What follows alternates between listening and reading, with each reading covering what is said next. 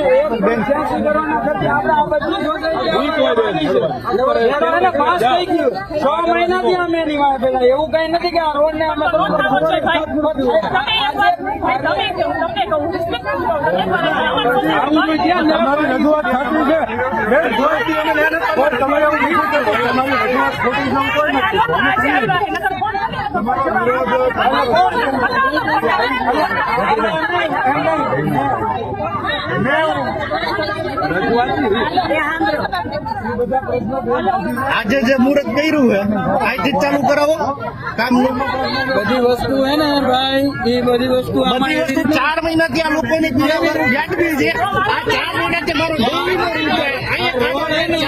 નો રૂપિયો અહીંયા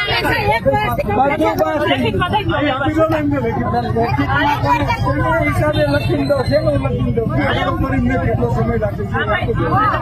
रोड रस्तो मंजूर थे आटला टाइम रोड थी जશે એવું લખીને આપો। અમે આવો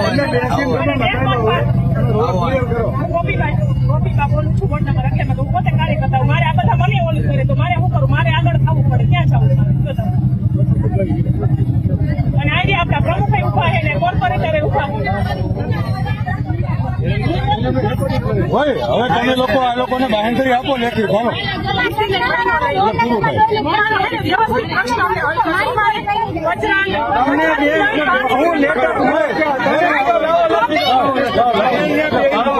રોડ ચાલુ થઈ જાય।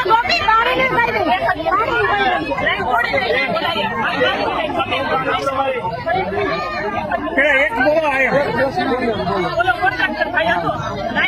પાણી જાય કોણ છે? તમે માથે લીધું આજે આજની ઘડીએ 15 દિવસ નથી અરે બેન 8 દિવસ થયા મારી વાત ઉભા રહ્યો તમારો ફોન અરે આ જો એમાં તમારો કનેક્શન કરી ગયો બેન અને આપણે એને ઓલી પ્રેશર લાઈન ની વાત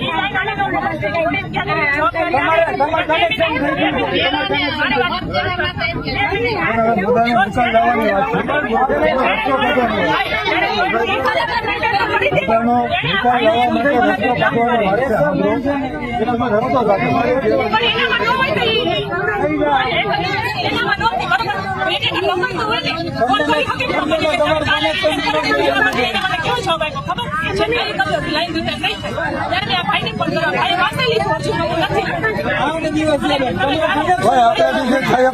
માથે લેવા તમે જે માથે લેવા કરી દેજો પાછા હાલો લખી દો ફટાફટ પૂરું કરો હાલો ફટાફટ પૂરું કરો હાલો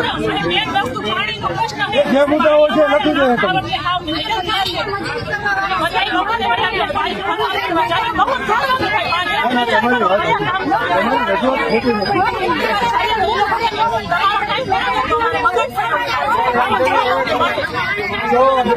તમારી જે રસ્તાની રજૂઆત છે તમારી રસ્તાની રજૂઆત છે બરોબર અમે હોતા નાની માયા પડ્યા હોય ત્યારે આજે એ વસ્તુનું ખાસ મુહૂર્ત થયું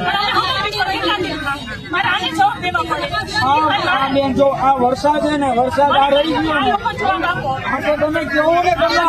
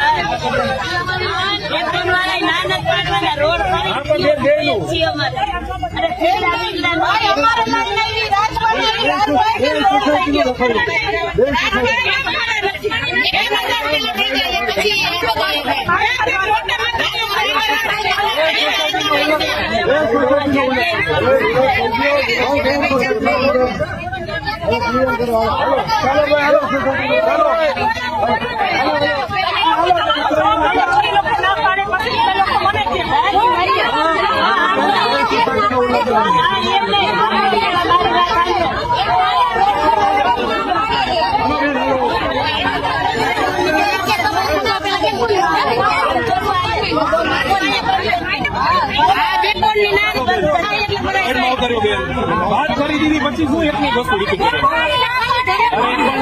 લખીએ છે બેન બે વસ્તુ લખે એમની આવે છે ને 24 કલાક પાણી આવે છે ને અહીંયા 10 મિનિટે પાણી નથી આવવા દેતા.